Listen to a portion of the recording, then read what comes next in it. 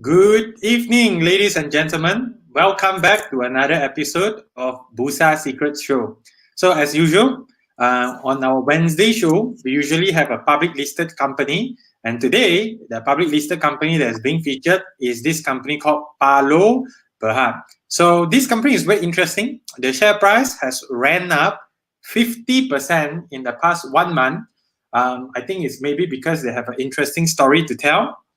They are in the tourism business, which may be affected badly, but they are changing their business model into immigration tax, something like MyAG, right? Don't know. Let's figure it out today with none other than the ED, Executive Director of the company, Mr. T.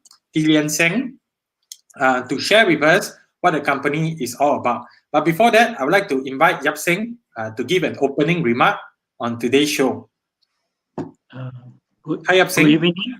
Yes, thanks a lot, Ming Teck, for giving us opportunity, especially for this company called Parlo Bhd, a company who listed on the ACE market of the Bursa Malaysia. For some of the people who less familiar with this company, in fact, it is a reverse takeover case from a Mastech company, Cyber Tower, having changed the name to become Parlo Bhd. Especially when it comes to the September this year. No doubt, the original business of the company is tourism related. We all of us know very well the tourism business has been affected to a certain extent, but nonetheless, the company leveraged on their existing networking infrastructure. They have been built out with all over the world in the different countries. Especially, they found an opportunity able to work with these diamond palace, one of the migrant workforce management services company, in order to venture and expand into the new business. Therefore, today the highlight is about the migrant workforce management services, plus what kind of probable revenue and profit able to generate by the company moving forward. With that, we hope it can help everyone to make an informed investment decision. What is the new expansion of this company into the new dimension? Today, we're going to have this ED of the company, Mr. T. Lian Seng. We also have another ED, Max Ho, to join us not only on the presentation, but also for Q&A post the presentation. I think with that, I hand over back to you, Ming Teck. I will try to share the slide. Okay, so Mr. T, would you like to share a little bit about what your company is doing and what do you feel about your company's future and prospect before you start the presentation? Maybe just give us a little bit of background. Sure. First of all, hello and good evening to everyone. I'm actually glad to actually have a chance to opportunity with you guys what Parlo Bhd is planning. That what are we expanding our business, going to the new venture.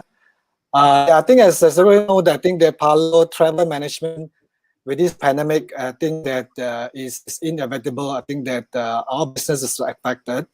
So really, like what Yap Seng was just sharing, the company through that the network, that connections for the past 2 years, we managed to actually secure a deal, with a very strategic partner. And we are now actually excited to get into a new venture. So maybe let me just take the opportunity very quickly to give everyone an overview. What is Parlo doing all this while? But a few key highlights of Parlo. I think that. Sorry, can I have the slides, please? Okay, so Parlo, you might not maybe that heard about Parlo. It's not like that a household brand in terms of travel management, but really Parlo is a full integrated travel management company, which is, I think that we are not only a travel agency. We actually handle from booking, that fulfillment, even all the way to operations. We do actually have networks throughout the world to support that all our businesses, right? So, and second, Parlo is in terms of the revenue and the size of the company. We are one of the top 5 leading travel management company in Malaysia. Okay, and third, we would like to highlight this because of this actually brought us a lot of value strategically into our new business, whereby that we actually have a very strong partnership with Japan National Tourism Organization. Yeah, so that the partner that we are working with is a subsidiary of Japan Agriculture. Yeah, so this brought a lot of strategic value. That to form this new business into, which is number 4. That recently you probably have heard in the news. We actually have signed a collaboration with our partner Diamond Palace Group. Yeah, so we are actually expanding our business into migrant workforce management, and also that to get into a digital platform to start with a digital ID for all the migrant workforce. Yeah. Next slide, please. Yeah. So very quickly, I think that for more than 20 years in the business, we do actually have a very long-term and a strong relationship with all the airlines throughout the world, and also foreign tourism boards. I think that again, this brought us a lot of value and opportunities, and that we can leverage on, even though that we are into this difficult situation, pandemic. Knows that it's like traveling is pretty much locked down, but again, it's just through this relationship that we have, we managed to unlock some of the opportunities. Yeah, and we also look at that going forward, and this will open up a lot more new opportunities for Parlo. Yeah, as a company. Next, please. Yeah, very quickly, some of the key milestones, that of Parlo.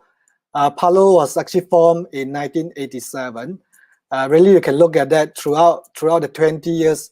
Yeah, so the Parlo has expanded the business.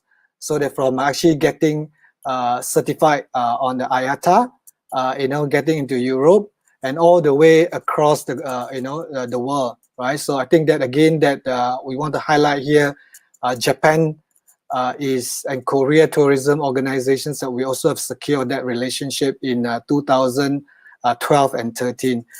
And another key milestone, which is on 2014, Parlo acquired Blue Travel Parlo Bhd, a company that has an ecosystem, running the operations for travel management.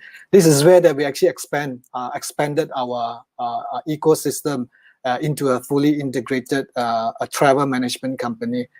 And of course, in 2018, the company reversed a takeover, Cyber Tower Berhad, and listed in ACE market. Yeah, and of course, I think the latest is 2020 that we managed to actually sign a collaboration agreement with Diamond Palace, a Myanmar company, and we're expanding into a new venture, which is migrant workforce management business. Yeah. Next, please. So I think that this actually gives you a bit an idea about Parlo, the 20 years that what we have established, and what are the key revenues. That you look at that, really that we are strong. We're strong in Europe, and also we are strong in Asia. And I probably want to highlight here, I think that we are actually specialized into group tour, right? Be it a premium group tour or affordable group tour, and also that we also organize meetings, convention and events throughout the world. Yeah. So with this, I think that we actually have the capability to do chartered flights, organize big group transfer, that from point to point, that at the landing, that organize a temporary or meet a long-term stay, that in destination countries. Yeah. So this again really brings us a surprise value, that complement, and also that that our strategic partners really like about Parlo. Yeah, to start with. Yeah. Next, please. Okay, so as a company, maybe that this is the key management. I think that let me introduce that Mr. Yap Phu Pha, who's the founder of this company, and Danny Yap, who has been the CEO for the company for the past maybe not 20 years, for the past maybe 10 years or so. And myself was actually brought into the management team simply because of my background. I've been actually into tech industry, both in telco and also the digital services. Yeah, so that I will be actually focusing in building the new business, especially on the digital platform and also the workforce management service. And we also have got a new member, Mr. Ho, Mac Ho. Mac Ho also joined the group. Mac Ho will bring along his experience of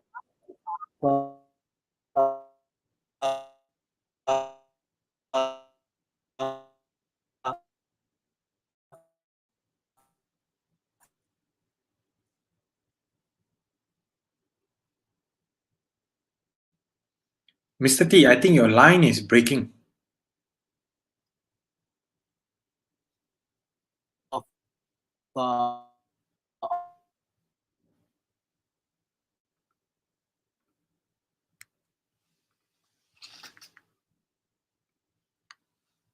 Yep.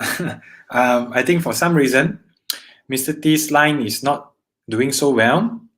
So while waiting for Mr. T's line to recover, Yap Seng, do you have any comment on what's being shared so far? Okay, what I need to do here is probably I'll try to run through part of the presentation in order to fill out the time while waiting for its connectivity to come back. Are you able to see the screen now? The slide? Yes. Okay. The new management come on board in order to run this new business of this Parlo Bhd. Subsequently, let me move the slide and easier for the presentation. Okay, the strategic expansion into the migrant workforce management business will provide a new leaf of life, a new dimension for an untapped market which the company wish to expand into.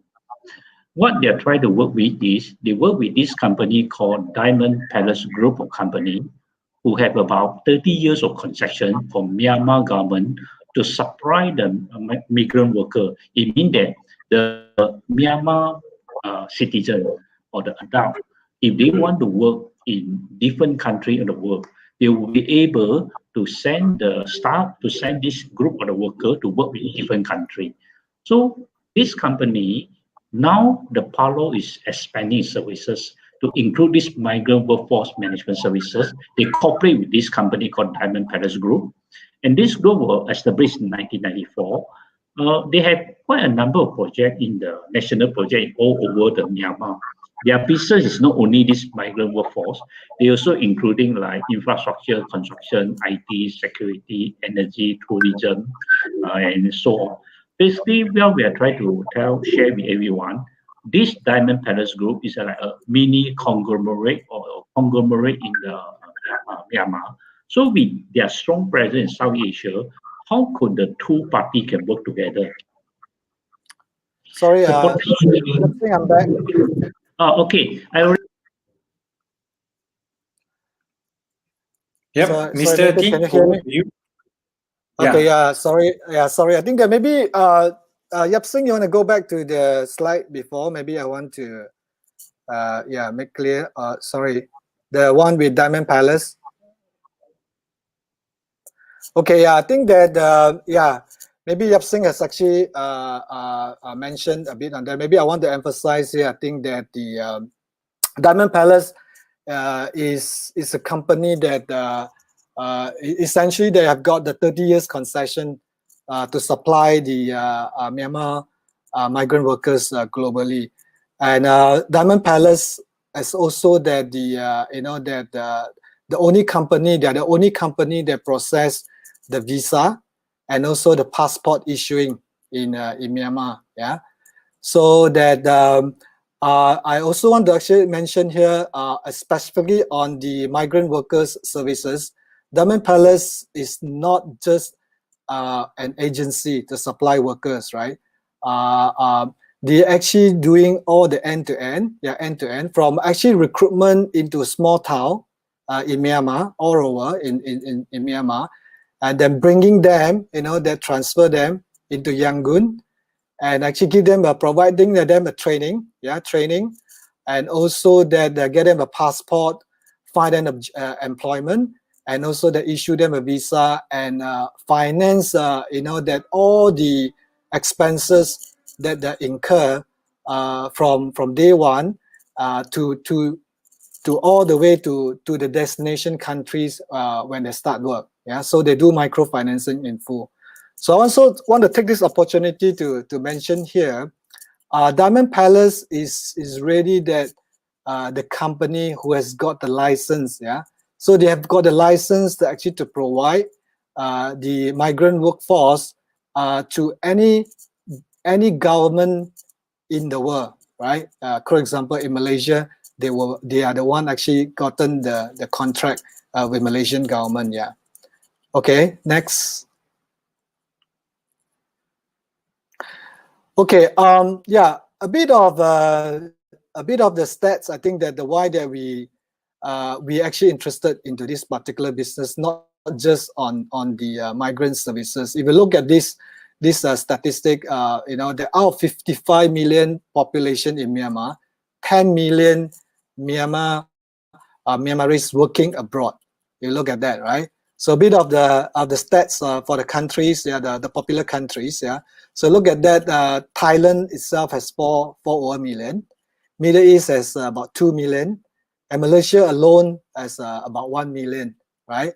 And we want to highlight Japan here. We will explain to you why Japan later. So really, you look at that. I think that is. You look at the number of money, total USD 900 million remittance a month back to Myanmar. So this is where that I think that a big opportunity, yeah, from Diamond Palace, who has been doing remittance business as a service for the 10 million workers, yeah, which is this 10 million workers database are with them, because they were the one who actually deployed these 10 millions for the past 10 years or so, right?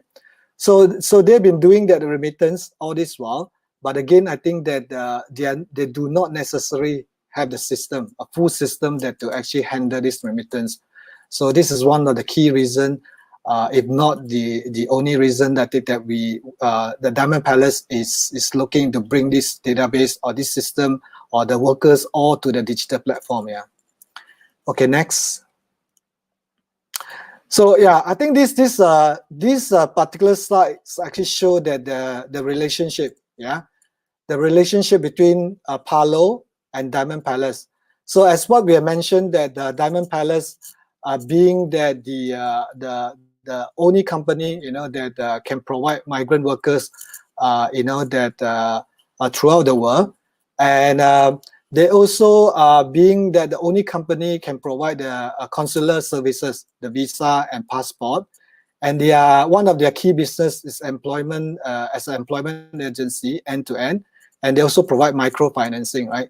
So then what Parlo comes as stage one into the interest, that of Diamond Palace. As what we mentioned by now, I think that the Parlo is strategically that being able to complement Diamond Palace in the fulfillment of travel and logistic in this case, right? So we do actually have the kind of experience, advantage and relationship to do a big group, that are traveling, right? And especially now, I think that with the COVID, come into the picture, I think that the quarantine process, is a lot more stringent, and Parlo has a lot more experience to transfer, the workers from the airport to a dormitory for quarantines, for instance. So we can arrange this, right? So in Japan, with the kind of relationship that we have with Japan government, as what I mentioned just now, we can even actually arrange a chartered train, right, to transfer the workers from airport to the dormitory. Yeah. So Diamond Palace, as mentioned, I think Diamond Palace has been Diamond Palace aspiration to get into digital. Yeah. So you can imagine that they haven't been optimizing the 10 million database that they've been having, right? So they're doing all these processes, the day-to-day of processes after deployment processes, semi-manual or full manual. I think that they've been looking for a platform. They've been looking for a platform that can actually drive the efficiency, and of course with the database they can optimize, the opportunities, and they have been looking into also building an ID, a digital ID into these workers, so to make all this digital platform a lot more efficient, and seamless. So this is where that Parlo come into play, right? So Diamond Palace is been looking for strategic partner.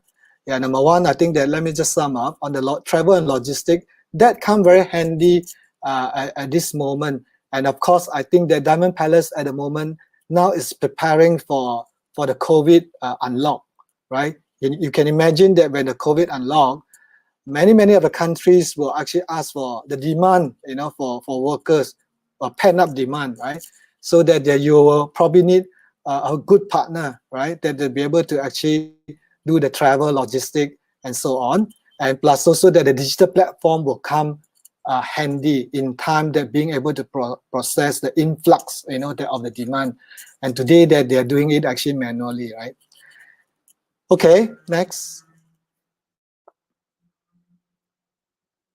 So we want to take this opportunity to also highlight that what we have gotten with Diamond Palace. Just now, I think that if I've not had the chance to actually mention to you, we have actually signed a contract collaboration agreement with Diamond Palace for 3 years, right? So we exclusively, I think that we will be the service provider for these 3 items to start with, and to expand it, phase 2, to expand it to digital platform. So as mentioned, that the travel and logistic, medical examination, plus also the quarantine processes, and we also been given the contract to actually implant, that a digital ID into this workers going to be deployed going forward, right?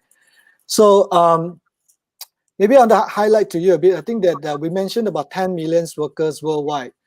We want to take this opportunity to tell you, I think that you might have in mind, I think that in this pandemic period, with the lockdown, there's no demand in terms of foreign workers. But on hand, Diamond Palace has already got 2 special requests with a special government-to-government approval of 500,000 workers, right? So one is actually in Japan, 300,000 workers in Japan, and Japan has a demand of 300,000 workers simply to actually prepare and gear up, that the work that they need to be done for Olympics, which is actually now scheduled sometime mid of next year, right? So Japan government has given Diamond Palace, that government to government, and also Myanmar, in this case, government to government through Diamond Palace, to supply 300,000 workers, right? So, and you can imagine because of pandemic, so that the whole process is a lot more stringent, like the flights, that a special arrangement, on ground transfer, quarantine. So Parlo comes actually, that timely, to actually fulfill this, and we've been given a contract, to actually support these 500,000 workers.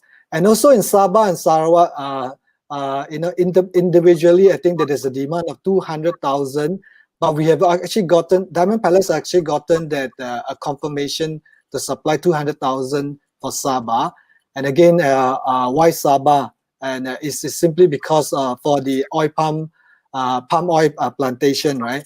So I think everyone know that the palm oil price is very high now, and you can imagine, I think that without the workers, you can only see the fruits dropping on the floor, and I think that the plantation has incurred a lot of losses. So that with that, the state government has made this special arrangement, with Diamond Palace, through Diamond Palace with Myanmar government, so that to supply 200,000 workers. So this is at this juncture of a pandemic, right? So we're not talking about when it's unlocked, there will be a pent-up demand.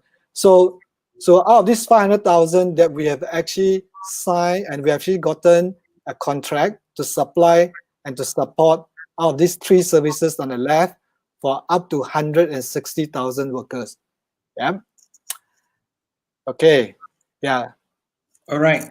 So, seeing that all these things, I can see the synergy why Parlo can be part of this, because you already have existing logistics as well as arrival clearance, and I see that maybe there's opportunity for you to somehow, all these migrant workers may need to get vaccinated or get tested. I don't know whether you're able to go into that market, but I'll leave that question later. But I'm wondering, what kind of digital services are you adding on top of this migrant workforce management service to help the diamond company to capitalize and extract more value from the database and their existing business? Yeah.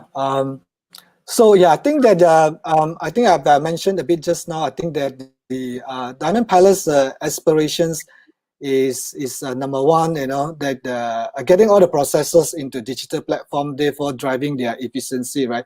But on top of that, they actually seen this, right? The 10 million workers that they've been having, the database that they are having their own all over the place. I think they obviously know there's so many opportunity they can unlock. So I think that we mentioned just now with the technology that we impose day one, with the digital ID that we implant into all the workers, right? So that with facial recognition, digital signing technology, so that we really want to actually get into these 10 million communities to create a digital fintech communities, right? Through a mobile app, and customize this solution for migrant workers. Yeah. So all the use cases, that is very customized and is very relevant to these 10 million communities. And you can imagine that with this 10 million database and use communities using that your services or application, and there's you not only can create the stickiness, you can also unlock many more revenue stream. Yeah. So I think you can see here from here, I think the e-wallet, cashless, service, e-services, and remittance that we talk about, yeah, and also that prepaid card, and the prepaid card is essentially a Visa prepaid card. Yeah, we will explain a bit more. Next. Yeah, we want to highlight here. I think that we actually we are actually working on the solutions that we're going to launch in Q1 next year with Diamond Palace. So Diamond Palace themselves not only actually supplying workers, they themselves also in certain form and certain countries, certain arrangement, they act as an employer as well, right? But nevertheless, I think through all the employers, I think that we want to provide these services to them, which is we call it e-wages, right? So today that we can actually help the employer disperse their monthly salary through digital, going through the e-wallet. You can imagine today that there's no form of consistency in terms of salary disbursement or salary management, right?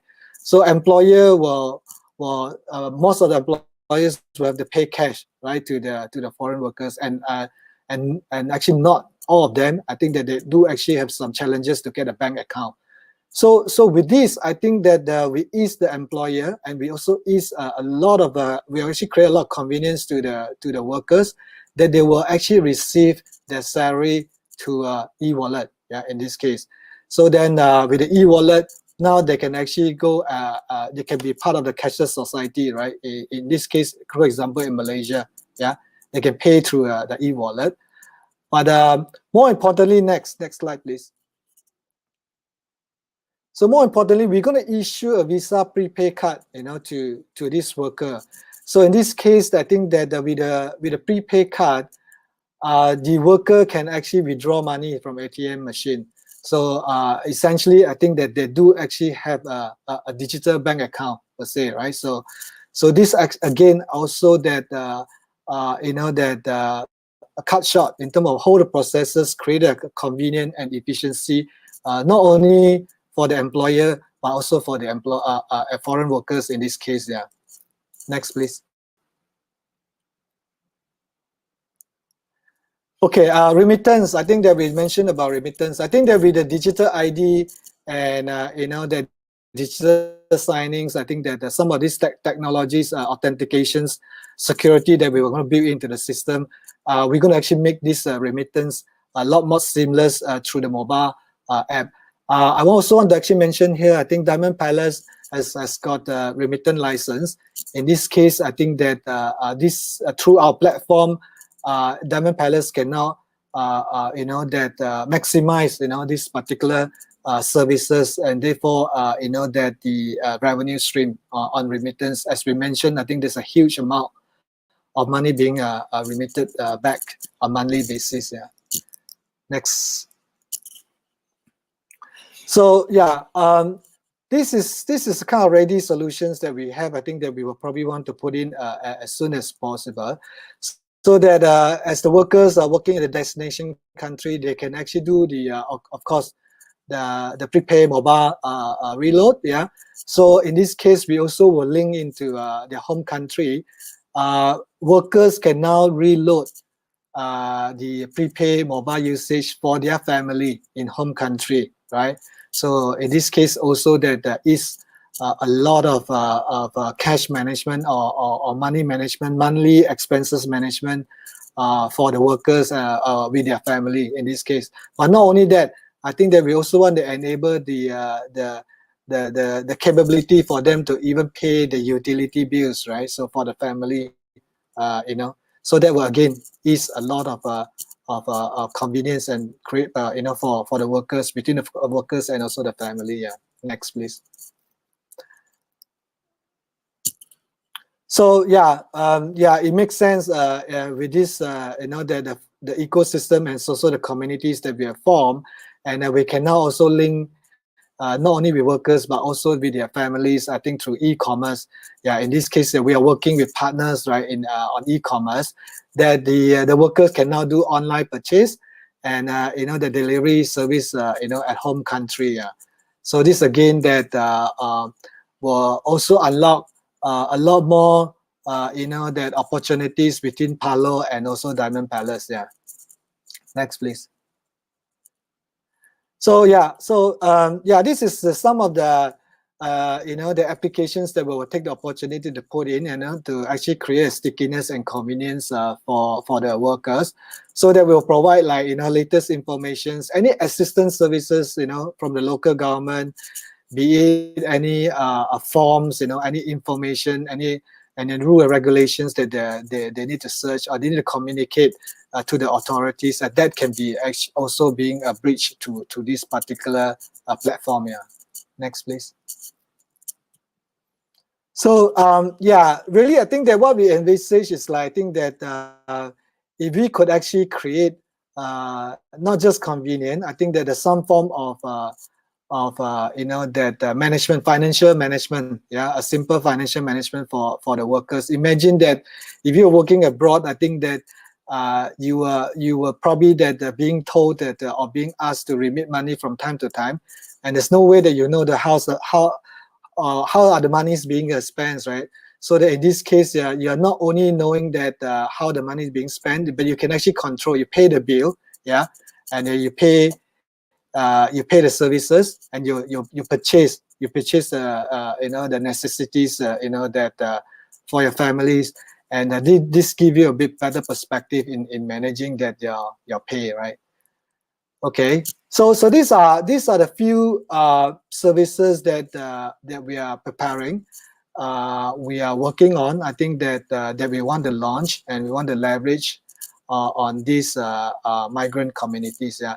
But it's not just only this. I think that a lot more other opportunities that we are exploring, to actually help Diamond Palace, our partner, to unlock again many more revenue streams. Yeah. All right, so it's a very interesting app. I think this app has a lot of opportunity to generate revenue, but I just want to know, this app is actually being owned by Parlo, or just being operated owned by Diamond? And if that's the case, how would the projection, what kind of revenue do you expect to generate from this business? Seems like very potential business. Okay. So maybe next slides, yeah. So we are at the moment now focusing on phase one, right? I think that as you probably know, as mentioned, I think that phase two is being planned. But phase one is what we have gotten the contract, right, from Diamond Palace to kickstart, the project. So that if you look at that, I think that of what we just mentioned just now, I think that maybe I just want to explain to you in terms of the services that we provide just now, right? We just talk about two countries for now. I think that typically the services that we that cover it range the price is actually the cost is actually range from USD 700 to 1,005 in this case, right? So that we take an average between Malaysia. Malaysia's is USD 700. Obviously, Malaysia's the cost is a lot cheaper than Japan. Japan is just about 1,005. So we take an average of that. I think that out of the 160,000 workers that we have gotten, and we're actually planning it to deploy in 3 stages, right? Start from January next year, mid next year, and towards end of the year, right? So it's like 10,000. 50,000 and 100,000 towards end of the years. Yeah, I think that simply is because I think that as we actually increase the volume, I think that the platform will have to come in play to support the pent up demand, right?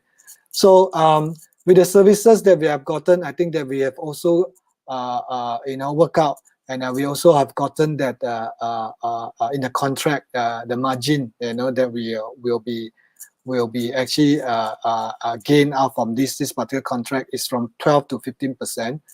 And the second revenue stream that we have gotten is actually, remember that the ID, the digital ID that we will implant into the 160,000 workers.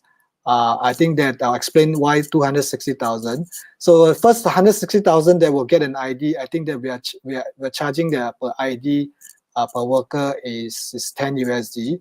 And our margin is 30%. In this case, we net at 3 USD. And why 200,000? Why 260,000, not 160,000? As I mentioned earlier, we are looking at Malaysia, right? So out of the 1 million workers in Malaysia, so every month, every now and then, there are workers going to Diamond Palace. Diamond Palace has an operation center that they will go to the operation center either to remit the money, or to renew the passport and any official documentations that they're required to do. So they'll go to Diamond Palace. So we will want to take the opportunities, right, to onboard additional 100,000 workers come to the platform with a digital ID, right? So that is one way that we will want to increase that. And plus also the e-wages that we're going to kick in Q1 next year, the employer will start using the platform to do the salary disbursement. From there, we will also build in and implement an ID, to the workers.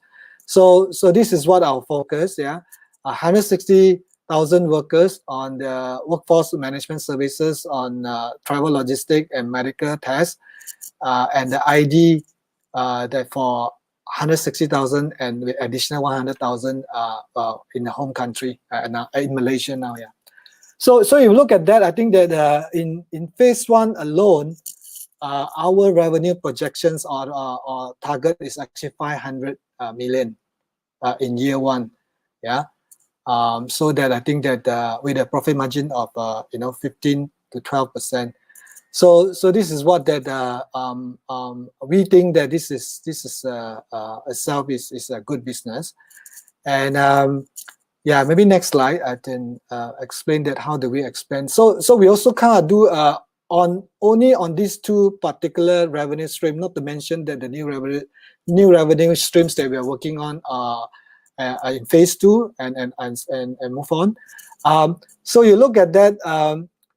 As I mentioned just now, I think that the 10 million, maybe information of 10 million workers who is actually deployed worldwide, they are about 10 to 20% of the workers will return to their home country every year for renewal, because they are contract expire, they were required to go back to the home country for renewal, and same amount, if it's not more, our workers will come out as a redeployment. Yeah, so we also think that that particular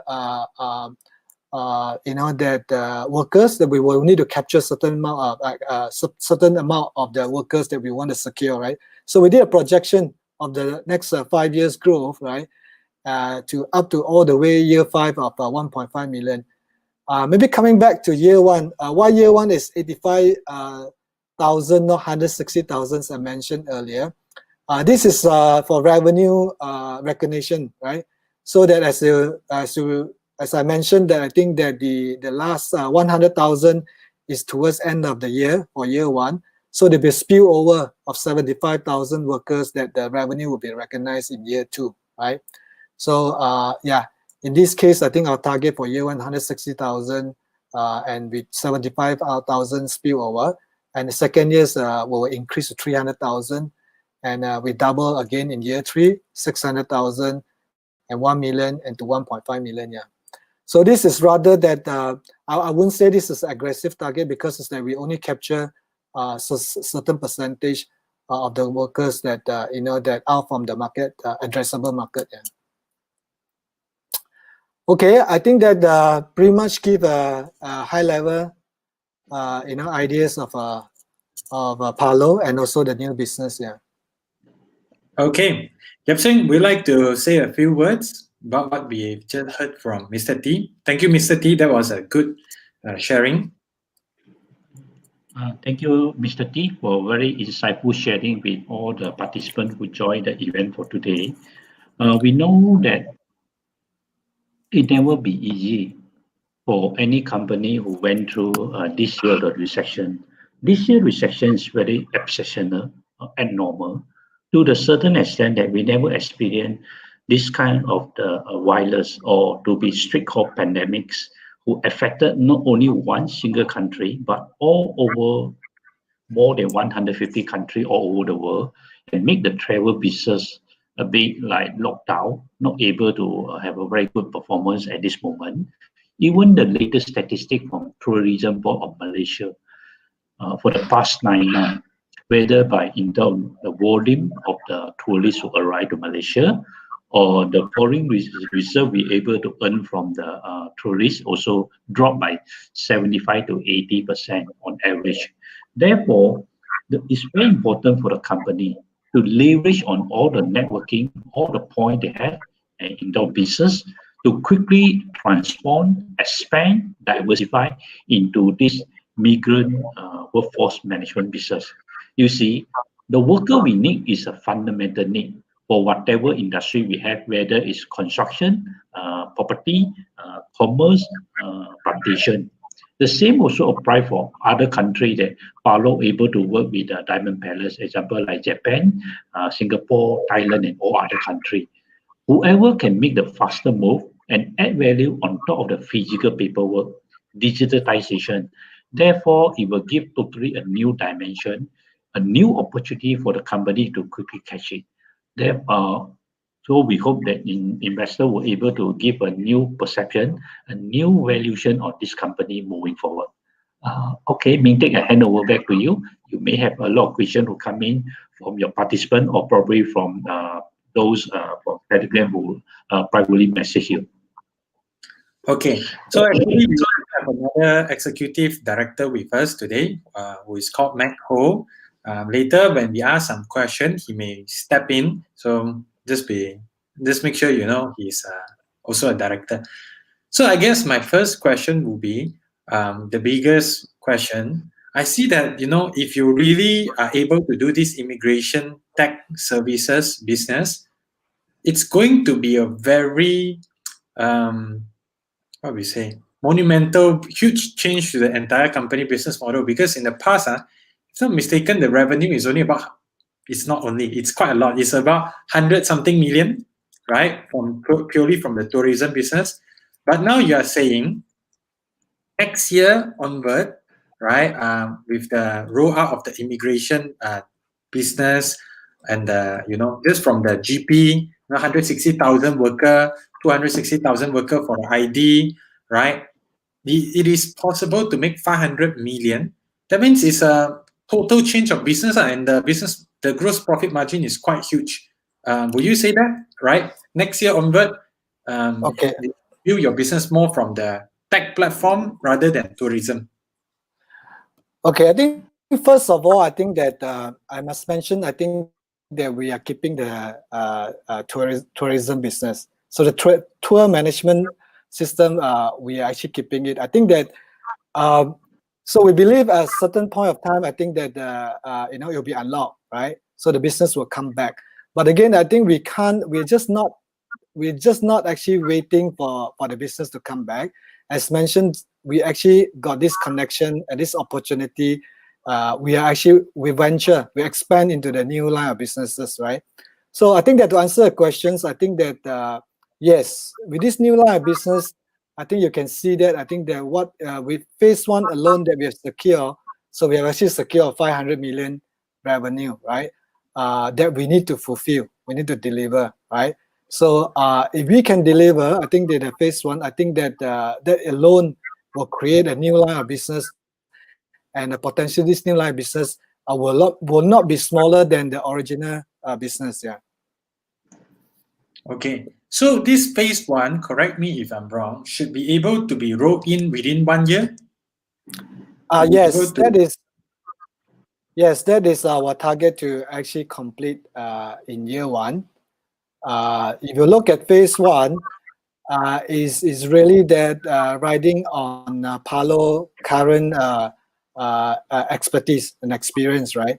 It's actually the travel and logistic, the medical test.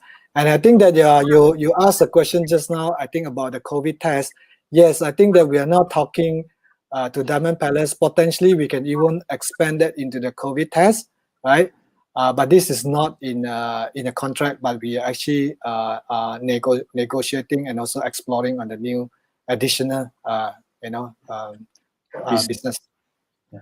So Rashidi is asking, year one, phase one means by end of 2021, you should expect maybe not 500 million, but maybe 100 to 200 million revenue. Then after that, it's slowly scale up. As you say, it will spill over to year two. Am I right? No, I think that year one, really, I think that the 500 million is out from the 85,000 workers that we recognize there. Yeah. So conservatively, even conservatively, you believe 500 million revenue should not be a problem. What would be the No, the 500 millions is what we have secured. I think we have to deliver, right? So what I'm trying to say is like it's within our capability on the scope. If you've gotten that, 5 million is phase one, travel, logistic, medical examinations, and also the digital ID. Just implant the digital ID, right? So that is phase one, yeah. And phase two is being planned at the moment. Of course, we need some time to build the platform, right? And that particular revenue, additional revenue, we have not actually factored in for now. Yeah, I see the phase two one is very interesting because there could be recurring income. You could take some forex gain, some remittance difference, and be a very powerful. But just to get some light, phase two when you're doing, it will be more like an app, right? So that app will be owned by Parlo or will it be owned by Diamond? Okay. So we are actually doing a co-brand, yeah, co-brand. Of course, I think that we will want to be a service provider. In this case, I think that it's not Diamond Palace intention for now to actually invest into capex, right? So Diamond Palace will not invest into system, so that they will need a system, and they are paying the system based on usage, right? So in this case, I think that even Parlo will need to work with any tech provider, yeah, and we will become the service provider for Diamond Palace in this case, yeah. Yeah. So for service provider, in the sense, because that's why I see your profit margin is quite not bad. Like digital ID is about 30% gross profit margin, and then after that, the migrant workforce services is about 12 to 15% GP. would there be other very huge costs like capex? Because since you say you're a service provider, so is the other cost from the after GP? What else do you need to deduct? Salary cost only? Yeah, I think that is what that we plan. I think that is a service provider, and we will not also invest into a capex heavily, right? So in this case, we will need to. I think we will need to look for technology provider, to partner with. In this case, so if I may actually put it into a three perspective, right? I think for Diamond Palace, they will be looking for a partner that can provide the solutions, right? To actually drive the efficiency and also that unlock the new revenue stream and for them to continue to create something sustainable, stickiness, right, of the 10 millions and ongoing, right, growing. So that's one. And as for Parlo, that we will come in as a service provider, tech service provider and service provider based on what we are good at to provide this service and to our customers. As a service provider, and as of Parlo, that we will also need to work with many different technology provider, right, to actually combine the services and then customize the solutions, customize this to be something very relevant, into this Myanmar migrant workers communities, right? Mintek, can you let me share the screen to come back to your question about revenue? Sure. Okay, ladies and gentlemen, when you take a look, this is the latest quarterly result announced by the Parlo. Mintek just now asked the question about the revenue. On average, the company generate about 30 to 40 million revenue every year. Let's say for 2019, under the normal years, for the first 9 months, about 108 million. When it comes to the first 9 months of this year, it means January until the September 2020, only 15 million. Okay, tourism-related business, it is an optional requirement. You may need to travel, you may not need to travel. Now the country locked down, everybody cannot travel everywhere where you want to go. Whereas migrant, it means what? Worker. Whichever business you're running, whether you have a plantation, you have a factory, you have a construction, you need the worker to work. And when worker, when come to the visa expiry date, they have to go back to their country, repatriate back. Therefore, we have less and less workers, whether it happen in Malaysia, it happen in other countries. Therefore, when the fundamental need come, you can anticipate the revenue from 2021 onward. It will be not solely from the tourism related business, which is optional, but it's come from the fundamental need from the worker hiring and recruitment. That is what Mr. T shared with everyone. Progressively, when we able to move the worker from Myanmar out to different country, first revenue will begin. Second, all the business after you minus all cost of sale, you have a gross profit, and you reduce all the way down, you will have your after tax margin. More importantly is the main person who move and the worker is Diamond Palace, whereas in this role, Parlo is a service provider who help and complement to make the whole process easier, seamless to go to a different country. At the same time, Parlo as a service provider, they also need a digital service provider to back them out, to assist and cooperate in order to enhance another type of the digital services. Because you send a worker to Japan, you send a worker to Thailand, then they say, look, I'm working here, I have my salary. What am I going to do with my salary? Where do I going to save the money? How do I send back to the Myanmar? That's where the second part of digital service will coming in.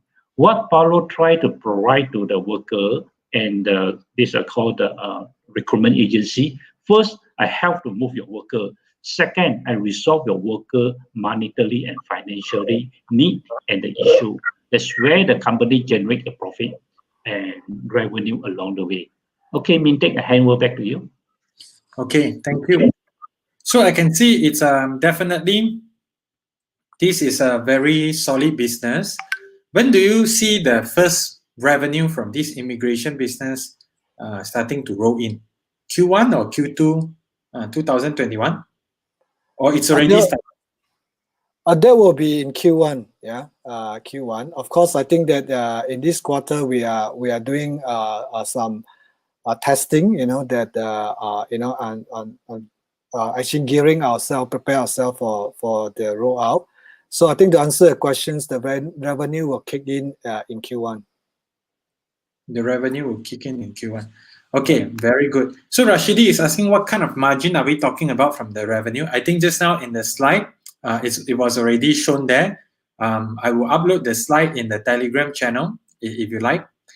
Then Catherine is asking, very interesting question. Catherine Theo asking, will the migrants be your main users? If yes, would the app be launched in their home language for the migrant to understand and to use? Definitely, I think that yeah. So the app will have Burmese language. Yeah. Okay, interesting. Now, I personally right now, right, because you say 500 million revenue and the margin is about 10 to 30%, I'm seeing a profit of potential of maybe 50 million conservatively, including, let's say, even if the tourism is not doing well, the loss could be 10, 20 million. Then 30 million net profit next year, right, is possible. And seeing the market cap of your company seems like, seems very interesting. But I just want to know, what are the risks, potential risks of your projection, this 500 million revenue, of what you are capable of achieving? What would be the roadblock or the risk that will prevent you from not able to achieve this target? Maybe you can share with us, what are the challenges? Okay. Yeah, I think it's a good question. I think that when we look into this, I think that a few things that we actually consider. I think that number one, I think that we're talking about, because they're dealing with human. Yeah. So I think that what is the we call it the fallout rate, right? For example, it is someone that ran away, right, or someone that injured, right, or couldn't actually continue the works. So on that part, I think that we've been, I think that our partner, we have actually purchased insurance. So these workers are all insured, right? In any case that they cannot continue working, so that part is being managed, right? So really, I think that the biggest risk is actually insured, right? I think that the rest is just fulfillment that we need to work on.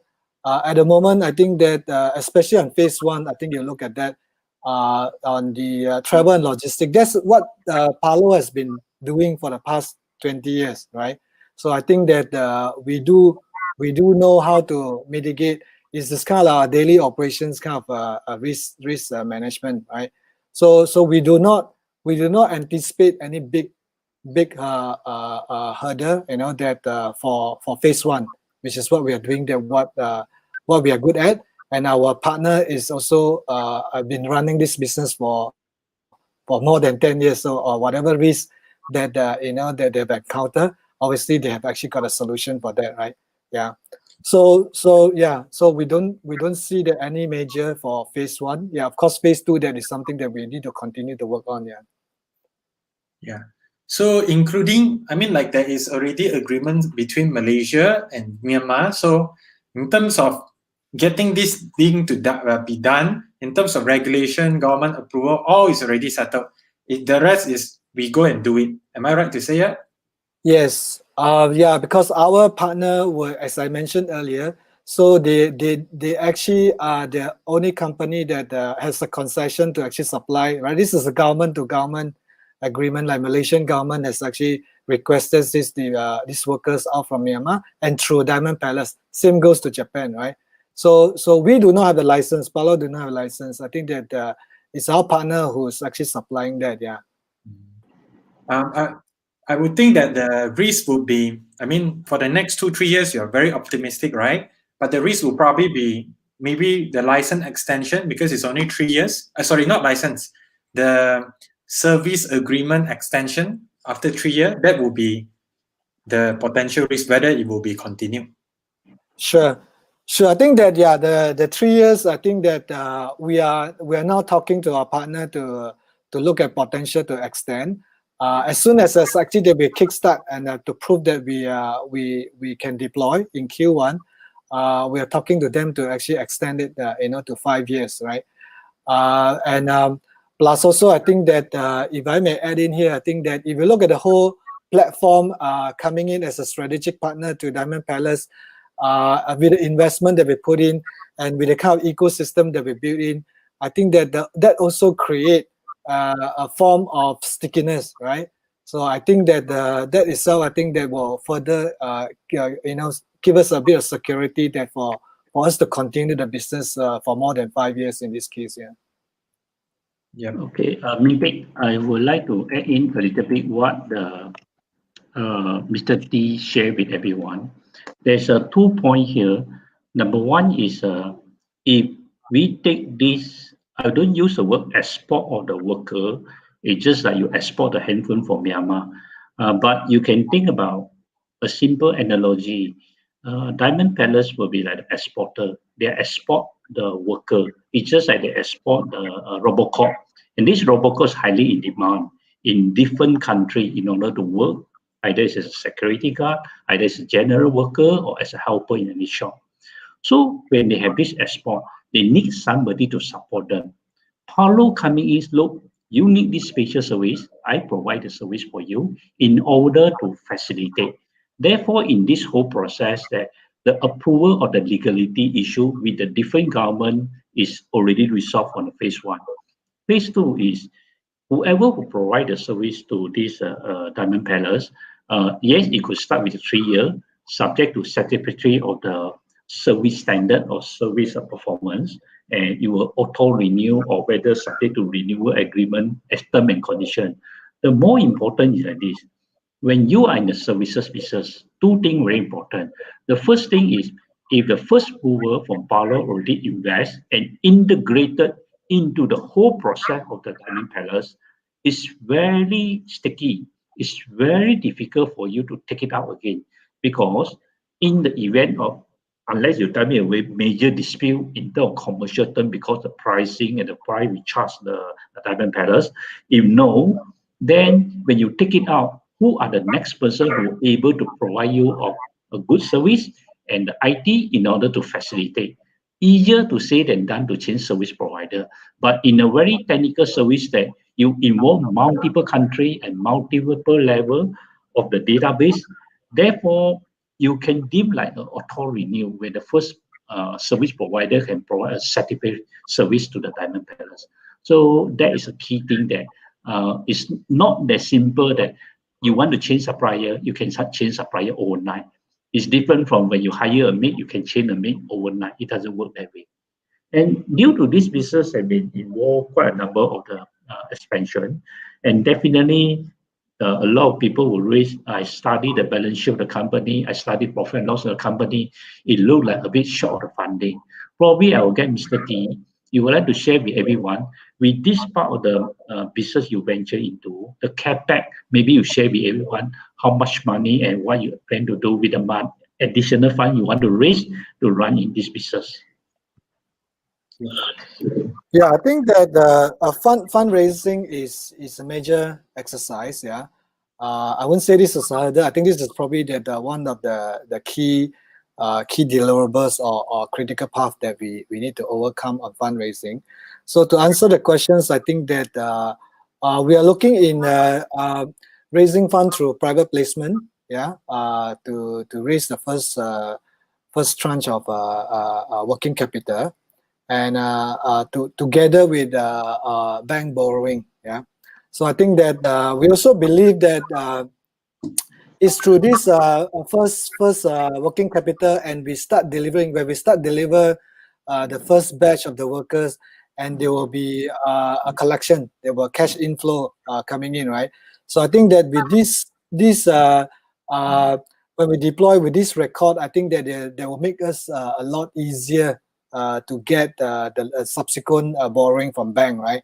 And with the contract that's secure, with the concessions that that our partner has. So I think that that deal itself is very strong for us to get the subsequent borrowing. Yeah. I see. Yep.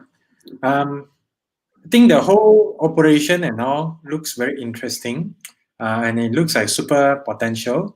I guess I have one final question, which is related to the tourism business. But I see from the comment from Facebook, there are a few very good quality question, which I would like to bring up. So from Rashidi as well as Catherine. So I bring them up one by one. So I think Catherine has a very good question. I think the question that she's asking is more on thinking from the migrant worker perspective to make sure, this thing is humanized, not just profit only. So she's asking, migrants are blue collar laborers. They are not tech savvy. So how will Parlo attract and get these migrants on board to use and trust the platform, especially when you ask the employer to put the money in the app, right? What are the strategies to communicate with them, to teach them how to use this thing well, right? So that they can really benefit from it. Okay, I think it's very good questions. I think number one, I think that I think they're on the tech savvy, and how do we entice them to use these particular applications? I think that there will be, throughout the years of experience, I think that in technologies, that we will emphasize a lot on the user interface, right? Of even that the how do we design, how do we customize that particular app, and to actually fit, that the usability for the migrant workers. So where I'm coming from is actually that there are a lot of study that there are methodologies that were put in to build the app, and this is where that that the knowledge come to play, that to actually build something that is easy to use, for the migrant workers. I presume this is actually a continuous improvement that we need to focus on, right? So that's one. As of how do we build the confidence for the workers to use this, especially to actually deal with their money, right, into this particular platform. Number one, I think that it is not as it's not new to the workers to go to Diamond Palace to request for remittance, right? Today they've been doing that, right? It's through mainly manual way to remit the monies, right? So with this actually collaboration, so that the workers will know this is actually coming from the same company, right? So working with Parlo, right? So that I think that itself has a lot of the trust. It's not something new. It's not our way, the Parlo that came in to say, now that I handle your remittance, right? So this is what I think that we will have certain track record in terms of trust for them to use the platform. Number three is like on the e-wages. The e-wages is being deployed and implemented together with the employer itself, right? So it's not that we actually go to the worker and say, that hey, that you collect your salary out from your employer to the app, the e-wages. The e-wages solutions is being deployed together with the employer, right? In this case, it's the company ABC now say, okay, talk to the workers and say, okay, now that we're going to roll out this, right? Your salary from next month onwards, it will be actually dispersed to your app, right? So there's certain form of assurance, right, through the employer. And more importantly is the ID, digital ID, and we sign into the mobile when you do this transaction, and there's this your identity, right? If it's actually authentication to your fingerprint biometrics, that increase, that the securities. So the whole intention is actually create a lot more trust, convenience, and security, right? So that rather than now that if you are going to a counter to say that I want to remit my money back, I think that is I believe that the digital platform will actually give a lot more assurance to the workers. Yeah, I hope that answered the questions. Yeah. Mintek, you don't ask the next question first. Let me explain the fundamental need of the foreign worker. Each and every foreign worker, when we work in a foreign country, whether it's Thailand, Malaysia, Japan, or whatever, you're bound to have a X percentage of the problem. The problem is number one, assuming you have a construction worker in Malaysia, you have a plantation worker in Malaysia, I am the employer. Every month I give you 3,000 cash. The first question is security issue. Where do you keep the cash? Most of these foreign workers, they don't have bank account. unbankable. They are underserved and they don't have bank account. Where do they keep? Keep in the hostel? Keep under the pillow? Keep somewhere? And when they go out to work, what happened to the security of the money? This is a big question. Number two, I think you may heard a lot of story that toward the month end, toward earlier the month, you see a long queue of migrant worker. They rush to the shopping mall. What they do? They go to the Western Union. They go to the money changers. They bring the physical cash in order to remit back to their home country. Another issue arise again, security issue. When you walk from your plantation or your hostel to the remittance center, a lot of things could happen. I should not say more than that because it becomes a speculation issue. You and know what will happen along the way. The third, when you remit the money, send back to your family in the Myanmar, how do you know that the decision maker in the house will spend the money? You totally have no control at all as a worker who work here 9 to 5, 5 to 9. If we work with the employer, say, look, you can choose to have some cash. You also can choose to keep the money in this digital account. And this digital account, by using the telco, by using the technology, first, you already have deemed as bank account, whether it's prepaid Visa card or whatever. Second, you can remit the money directly back to the Myanmar with the Diamond Palace who can link to your family. Third, to the certain extent, you can control and you can decide how the money will be spent at your hometown, at your own family in the Myanmar. So all this system, he do nothing. He just serve to resolve the fundamental problem what all the foreign worker is facing now, not only in Malaysia, but the same thing in the overseas. So cash is something good. How about, will they know how to use it? Come on, all are human. What human have an intelligent brain? As long as you teach them through the education, you show them the way how to do it, and they see the benefit, they will know how to do it. I think that in today's digital world, almost all the foreign workers have a smartphone. It's just an expensive smartphone or outdated smartphone. It's just a matter of how do they learn. Don't underestimate that white collar always smart. White collar is sometimes too smart until we may not manage as good as them. Mintek, back to you. They still have a few challenging questions there. Yep, but I will go for Rashidi's question. Okay, Rashidi is asking, workers go to foreign countries and they run away or went missing. Who actually will be responsible for replacement or any other litigation matter? Will it be Diamond or will Parlo in any way be liable?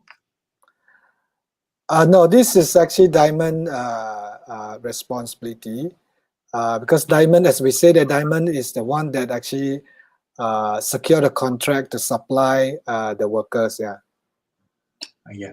So I think it's actually pretty safe to be Parlo because you are just providing the value add service, right? And you just do the job scope that is required. It's a simple business, isn't it? When we hear like this, like what you said, should be very clean and should not have too much problem. Just on the operation, you just need to focus on operation. Am I right to say that? Sure, I think that phase one, it's definitely. I think phase two is that we will need to bring a lot of technology in, to enhance the services. Yeah, phase one is straightforward. Yeah. So I don't know whether it's convenient to talk about technology partner because in your slide I see, you are using some of the screenshot. Is it convenient for you to share the potential technological partner, or it's not convenient to share? Because in the screenshot I see some of the app is very familiar. Sure. I think that as of a technology provider, I think that we will actually reach out to, again, our networks, right, of who will be able to provide the best technology, to support the business. So, but I want to highlight here, I think that we are not restricted to any of the company to provide the technologies, right? So I think more importantly, I think that we want to pick, right, the best and the relevant. And I want to emphasize here, I think that we are very focused. We are very focused to actually provide the application, the technology, the use cases, and also that the environment for Myanmar communities, right? So customizations is very important. So to answer the questions, we are not restricted to any of the technology provider. Of course, that we will reach out to those that we actually have the relationship, we have the network. You know, we will leverage on that. Yeah. Okay. And Crystal is asking a question. Isn't it true that foreign worker migrants are temporarily halted? If yes, then how come, you know, Parlo is still, or the Diamond is still able to get that in? But I think you partially answered that. Your digital platform is limited to Malaysia and Japan only, or in the future it's possible to, you know, expand to other countries as well to target the whole 10 million workers? Yeah, I think the first question is the answer. I think that is through this special arrangement. I think that through this pandemic. Yeah, the second question, yes. I think with the platform that we actually deploy or implemented, I think that of course Malaysia being a home country, that we will want to actually maximize in terms of learning. You know, that as a first site to deploy. The answer is yes. We should actually optimize the platform. And it's actually Diamond Palace aspiration to expand this, you know, globally. Yeah. I see. When come back to the digital money transfer e-remittance, probably when Paulo first explained to everyone that they try to work with the Diamond Palace in order to help in remittance, send the money back to Myanmar. For those people who are very familiar with the Philippines is one of the countries that have easily 10 to 15 million work outside of Philippines everywhere. Not only construction, but they're very good in construction. For them, by using the mobile phone, e-remittance, transfer the money to Philippines, this technology already there more than 10 years ago. It's just like all of us is too concentrated in our own world. We don't go into the foreign worker world. We don't go to the migrant world. We don't understand what they're doing. Actually, Philippines already have this technology. By using mobile phone, transfer your money back to Philippines for more than 10 years ago already. It's nothing new. Now it's just like Myanmar, they want to do this. Can we do it in a very systematic way, sustainable that? And when we work in a very, very big MinCom, a main recruitment agency in the Myanmar. Therefore, it will help to create a system that doable, durable, and for the long-term basis. It's not just for this, the first 1 million, it could be much larger if the thing can work in a successful basis. Yep, I understand. Lots of potential. I see this as a super app for migrants, mainly target and niche market to Myanmar migrant worker. And wow, 10 million. If Diamond really give you all their user, then you already have 10 million user, so that's a very powerful business model to be in. Okay, Sun Un is asking one question. If I'm a migrant worker, what assurance do I get from Parlo that my money is safe with you?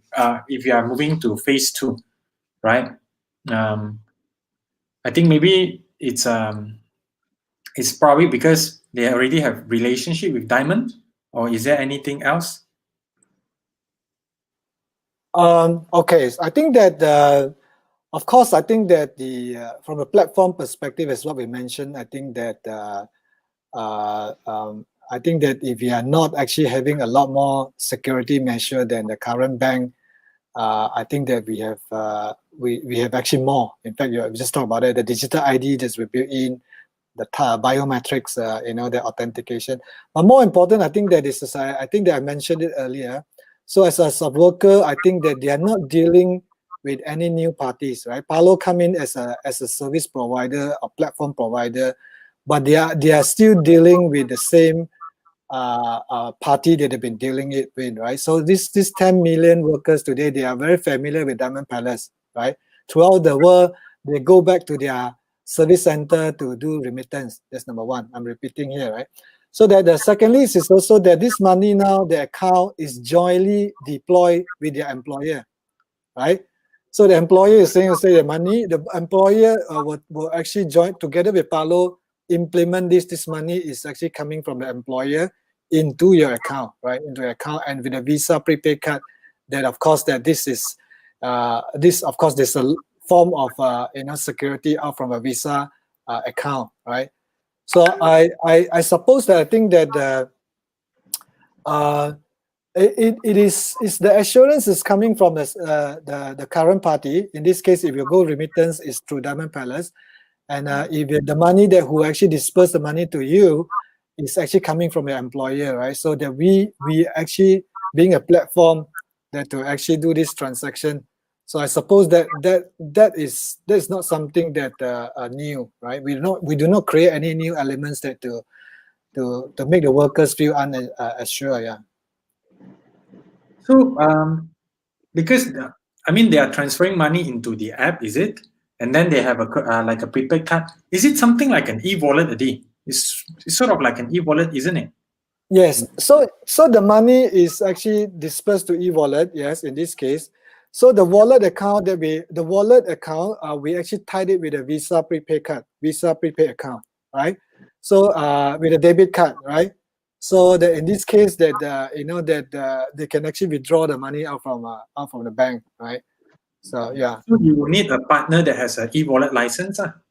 Yes. Okay. Okay. Yes. Probably, Mintek, we don't go through this operation question for too detailed. Otherwise, a lot of other more important questions. To make it simple, when the foreign worker come to Malaysia, you can use their passport to open a bank account in Malaysia. No issue, right? But when you want to send the money back to Indonesia and Myanmar, they're going to tell you, my wife, my father, my son, all of them don't have bank account. Now I ask you, how do you send the money back? You can't send the money back. You see, in my own country, I don't have bank account at all. What can you do? So this question come back here is, if I give you all the cash, is that safe? Equally not safe. How about we can find a way by using the mobile system, by using the e-wallet, the money can directly go back to Diamond Palace. Diamond Palace have linked to their own mobile phone. It direct point to point. This is how Philippines solved the problem for more than 10 years ago. Okay, so I hope, can we go for other more important questions? Sure. So I think, regarding the foreign exchange and transaction fee, this one all is also just partner up with someone that already have that facility, right? I guess the final second question that will come from the floor will be, can Diamond Palace, because this contract is, so important to the company, can they suddenly decide to stop the operation and stop the contract? And if that's the case, will you get any compensation? Let's say you pay the deposit for the flight ticket, you invested the money, then suddenly you say, oh, we don't want to, move on with this. Yeah, sure. I think that I will not be able to actually explain it in details in terms of the contracture. Of course, yes. I think that all this will actually be detailed out in the contract, right? If we fail to deliver, of course, I think that Diamond Palace has certain right, just like any other business, right? So that that is actually detailed in the contract. Yeah, I won't be able to share it here now in detail. All right, I understand. Now, I guess I have a last question for you. After this, I won't have any more question unless Yap Seng want to come in to, say something. I see that your company has a very good potential to make very good profit next year. In the past, Parlo has been making losses, but next year onwards, if this thing work, I think, huge potential for profitable year. Just to get a picture, this travel agency, because the travel business is making loss, when do you see this business of travel business from loss making to become break even eventually, or you will still continue it because it's a synergy to this immigration business? Now, I think first of all, I think that there's this is a new line of businesses. I think that we just talked about, that will contribute to the group, right, as a total, the P&L, right? But as I mentioned, I think that we believe that at a certain stage, I think that the travel business, the tourism business will come back, right? But we do not know when, right? It's uncertain.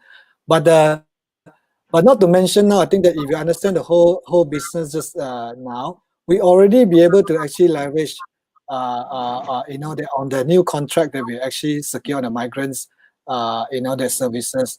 on top of the digital platform we're going to build in, the logistic, we already be able to enable some of our ecosystem. We already be able to now talk to the airlines that we used to talk to, right, to arrange flights, right. So I think it's a strong complement, to our, even that at the moment at this unsure situation, we are really reactivate our tourism revenue, and plus also they create a new revenue stream to this partnership.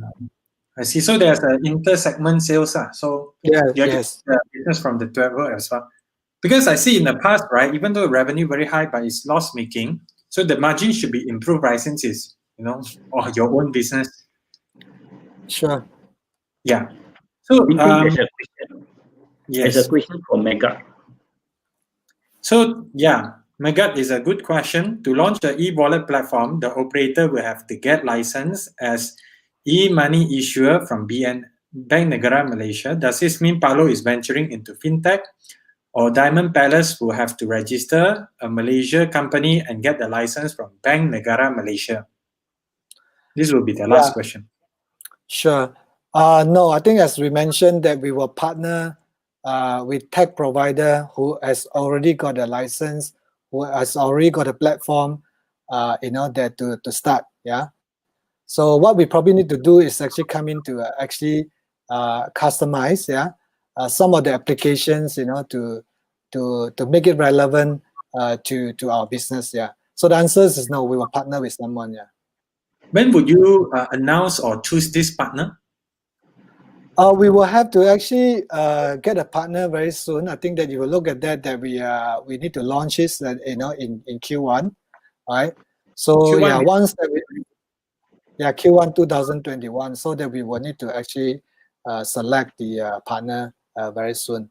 Yeah, I think that we will actually announce when we are ready. Yeah. All right. Okay. I think this shed a lot of light, this interview, on the future of Parlo. Personally, from what I hear, this future business is looking very optimistic. And I look at the fundraising exercise. I think the money is put to good use, because most of it is used to run this business, and it's mostly not even capex. It's mostly working capital, and should be generating very good return, right? So Yap Sing, do you have any final words for this interview before we end it?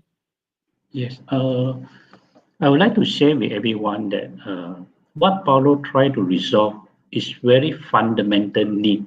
It's nothing created out of the blue. It's nothing created out of nowhere. What is the fundamental need?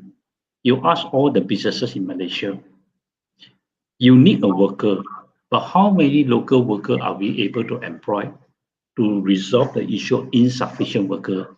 We may see overflow of the worker in the city area because too many shopping mall.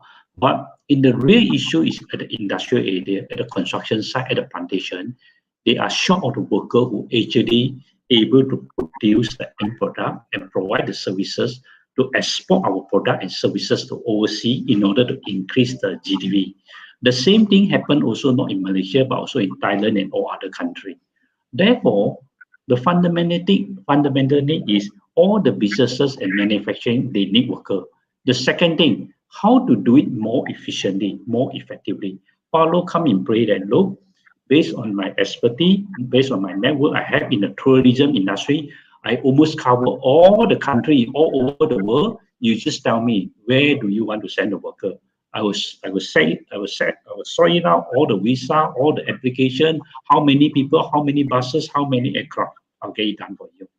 When the worker already landing in the new country, the next thing is they start earn their wages or their salary. How do they send back the salary? How do they keep the salary? So all these things it become like another fundamental issue. The Paulo say, look, can we don't overly rely on conventional method? Can we do a new IT digital method in order to resolve all the issue while I provide the service to millions of the migrant workers? I earn my processing fee. In the past, who earned the processing fee? You go to Western Union, you remit the money. Western Union need to earn some money. When you go to some delivery service, somebody had to earn some money. Therefore, Parlo is come in place to resolve the basic fundamental issue in a more effective and more efficient way. If slowly more migrant worker, employer and employee accept it, it becomes a very good business model in the long run. People will always challenge, how do you know it work? We don't know it will work or not, but when it work, it's a highly profitable business for the company in the long run. It's very difficult to explain to people that say that you don't need travel agency to buy air ticket. But today, 99.99% of people buy ticket online themselves. 20 years ago, you say you don't have travel agency, you buy air ticket, people say that's a joke. That is so funny. But today, everybody using the handphone buy air ticket themselves. Today, everybody using the online to book hotel themselves. The whole fundamental change because of revolution of the IT. This part of the underserved, untapped, nobody pay attention market is a migrant worker market. Parlo go into it. One, they turn it and they make it really a good business for the company in the long run. If by not doing anything, what could the company do? But the company have a very good infrastructure and network, make use of it, leverage on it, build something, a new business model. One a very good example happened in our life every day. In the past, why the Uber and Grab can be so successful? Actually, they only solving one problem. The problem is difficult to get taxi. That's all only. But it turned out become very successful business model. Therefore, that is my sharing with everyone. Mr. T, you want to say the last word before hand back to Ming Teh? Yeah, I think first of all, thanks for the opportunities. I think that for us to actually introduce that what are we getting into. I think that as what Yap Singh has actually shared, we actually look at this business all started from what are the problem statement, right? What are we solving the problem, and what kind of value that we create, to the whole ecosystem. And I must say that the business is strategic, and is a very good opportunity simply because of that the company, the forming of the company under this closed loop concession, closed loop environment, right? I think this give an opportunity for us to do a good job, to create a whole end-to-end ecosystem. Unlike that, if you're going to open market, right, to actually deploy this solution, then you will need to actually face a lot of challenges to sell the solution. But in this case, we actually gotten that the contract, right? Is actually to how do we make it work, and how do we make it better, right? So I think it's a good opportunities, yeah. And thank you for having me here, yeah. All right. Yeah, I think this is a very good session. Even Rashidi is saying, thank you, Mr. T and Mr. Yap Singh and me for the sharing, because now he has a much clearer picture. In the past, he don't know why the share price is going up, but now he think, maybe there's a good reason behind it. All right. Thank you, Mr. T, and thank you, BH, thank you, Yap Singh, to be, on this show. Have a good evening, everyone, including the viewer. Thank you for staying all the way to the end, and hope to see better progress from your company in the future. I'll keep that in view. Thank you. Thank you. Thank you. Bye-bye. Bye-bye.